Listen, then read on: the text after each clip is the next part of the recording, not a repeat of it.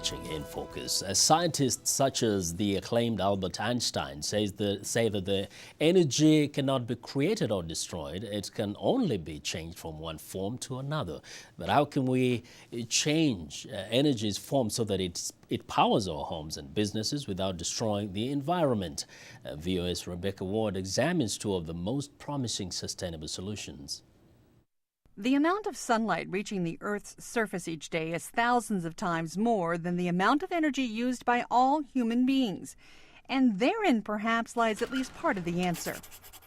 We're reaching a turning point, a critical threshold, where the cost of solar electricity is quickly approaching grid parity in certain states, where it becomes as cheaper to generate power from the sun as it does from fossil fuels. Showing off some handheld examples of solar power, Executive Director of the Solar Electric Light Fund, Bob Freeling, says solar energy has helped transform the lives of people living in poor rural communities in Africa, Asia, and South America without damaging fragile ecosystems. In Burundi, for example, the Solar Electric Light Fund, along with Partners in Health, installed a 10-kilowatt solar electric system for a health clinic with thousands of patients. Electricity is vital for keeping medicines and vaccines refrigerated, and thorough exams would be nearly impossible without the use of modern medical equipment. In rural communities all over the world, solar panels are lighting up electricity, replacing the work of diesel generators and lighting up schools, hospitals, and homes. Freeling says solar can also help bring the wonder of the internet to communities that did not have it before. It's becoming increasingly viable now to bring internet access to rural communities using a combination of solar and wireless technology such as Wi-Fi. It seems anything a diesel engine can do, solar can do cleaner. In Benin, Africa's Kalele district, solar-powered water pumps even help irrigate crops all year in a region that has a 6-month-long dry season. We're just really excited because this combination of sustainable energy, access to water, and food production is something which many parts of the world are going to be needing, especially as climate change exacts a greater and greater toll on water supplies around the world. The sun provides a seemingly endless supply of energy, but there are some downsides. Solar energy is completely dependent on sunshine.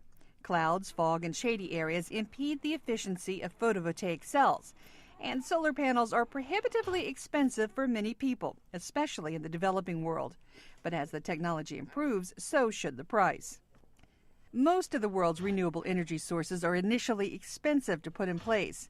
But Carl Gaywell, Executive Director of the Geothermal Energy Association, says the payoff is in the long term.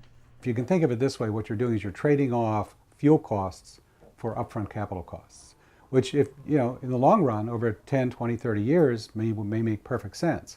But the difference is you're going to pay a lot more for that power plant up front, because in a sense you're developing the oil field and the power plant and the pipeline that takes the oil from the oil field to the power plant. You're developing all that in one site. However, Gaywell says geothermal energy is one of the best long-term investments for generating power. The best analysis I've seen of looking at comparative costs was done by the California Energy Commission, where every 2 years they look at the comparative cost of all new technologies moving forward, from clean coal to nuclear energy to all the renewables.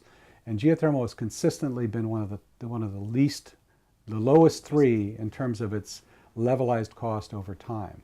Like solar, geothermal's potential is unlimited as it taps into the naturally occurring heat below the Earth's surface to generate electricity. Gaywell says the primary sources for geothermal activity are close to rift lines in places such as California and East Africa. The estimates that have been made show that geothermal resources could provide virtually all of the electric power in Kenya and many of the East African countries. In fact, there's interest in geothermal that range from Algeria to Madagascar to the Comoros Islands to South Africa. Kenya, in fact, has taken the lead in the region to develop geothermal resources, says Gaywell. Its geothermal power station has been online for 30 years. The U.S. state of California's first large-scale geothermal power plant has been in operation since 1960.